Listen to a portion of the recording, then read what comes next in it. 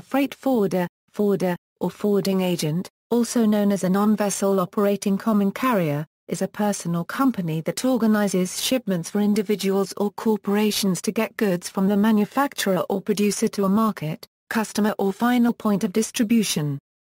Forwarders contract with a carrier to move the goods.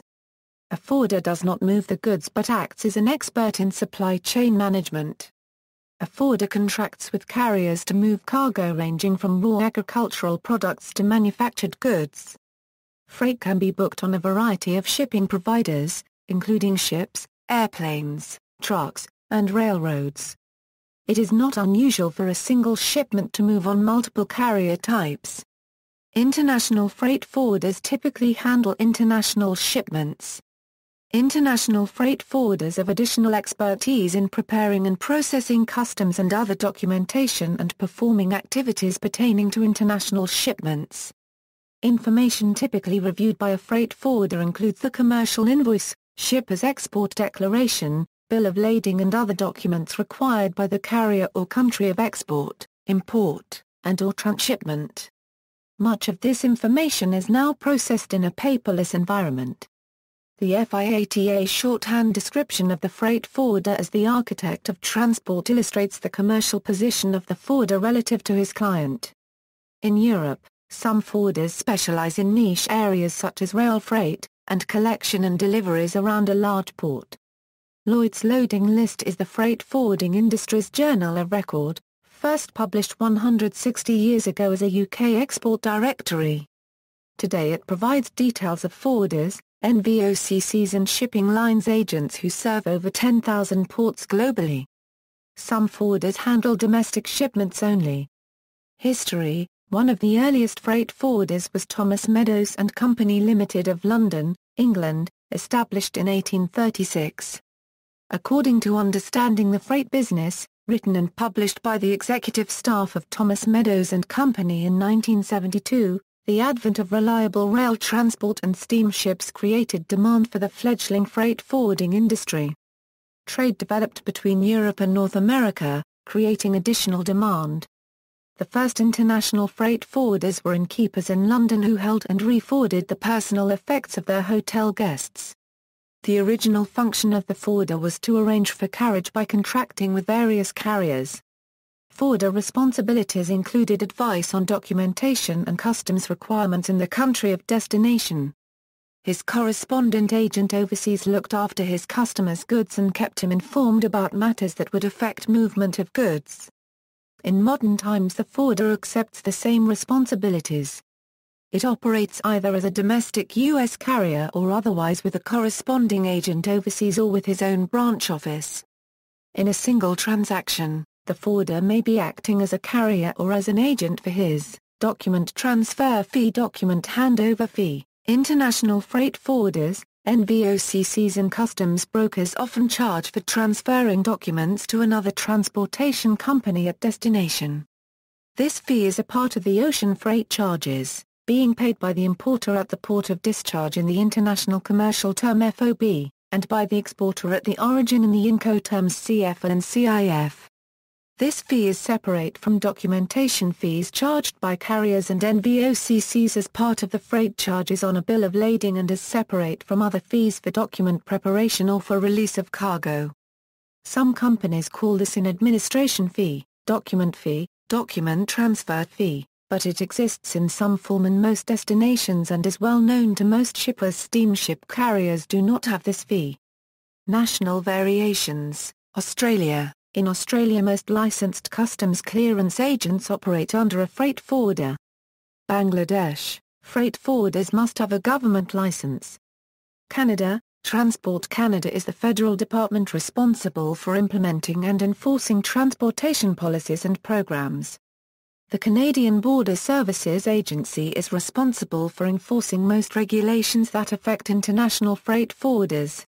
International security measures are the dominant concern. The Canadian International Freight Forwarders Association was established in 1948 to support and protect the character, status and interest of foreign freight forwarders by establishing uniform trade practice and regulations.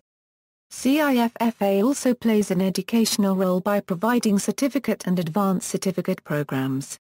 Ireland. International merchandise trade is worth $148 billion to the Irish economy. 82% of manufactured products are exported, further highlighting the importance of freight forwarders to the national economy.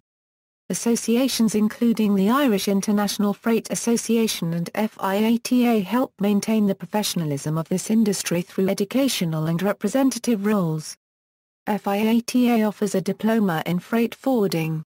Kenya. In Kenya, freight forwarders are commonly referred to clearing and forwarding agents. A license is required, which can be acquired from Kenya Revenue Authority.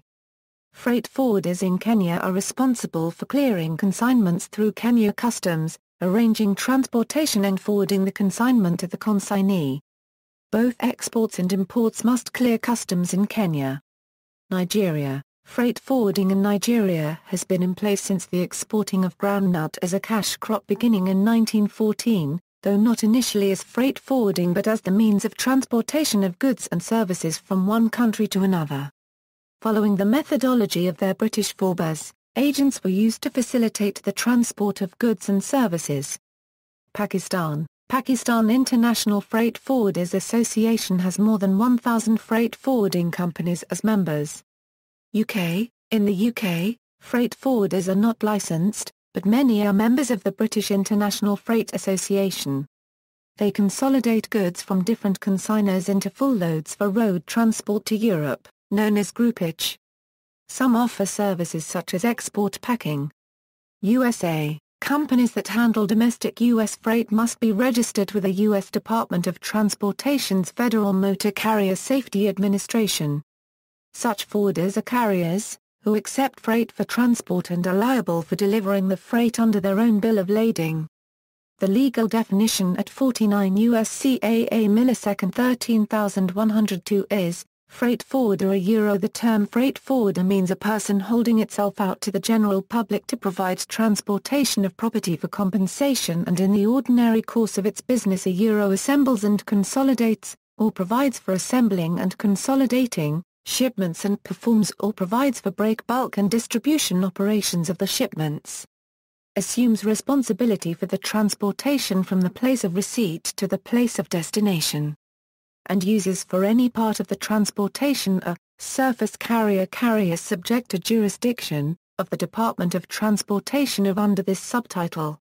International ocean freight forwarders arranging for shipments to and from the U.S. must be licensed by the Federal Maritime Commission as ocean transportation intermediaries. An ocean transportation intermediary is either an ocean freight forwarder or a non-vessel operating common carrier. An ocean freight forwarder is an individual or company in the United States that dispatches shipments from the United States via common carriers and books or otherwise arranges space for those shipments on behalf of shippers. Ocean freight forwarders prepare and process documentation and perform related activities pertaining to shipments. An NVOCC is a common carrier that holds itself out to the public to provide ocean transportation, issues its own bills of lading or equivalent documents, but does not operate the vessels that transport cargo. Companies may obtain both licenses and may act in both capacities.